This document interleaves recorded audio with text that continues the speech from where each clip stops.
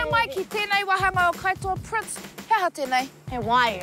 Hea te mahi tēnei rā? He pupuri wai, mā tāua waha. Ai, whānau. Koera te mahi tēnei rā, ko te tuatahi ki te horomi, tūwha, kata rānei, ko ia, kahinga. Kei te rite koe? Ai, kei te rite au. Me rite.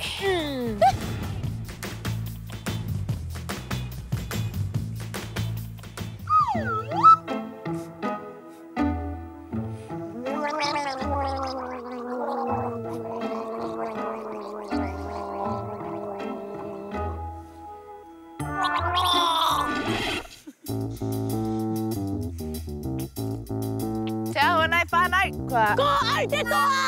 E hara, e hinga ia pōai ko ia te tuatahi ki te kata nā reira. He utu kei te haere, haere, haere. Ka pai e te iwi kei au te here ko tāku he kume ki runga i te kanohi o Prince. Kei te rite koe.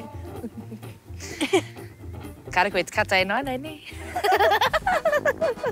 Alright, o mai te pānaka. Te rite? Ai. Ho! Me tere, ne? Ai. Ai, te rite, kei te rite? Tai rua tori, wā! Ka pai, ka pai. Ka pai, kei rite.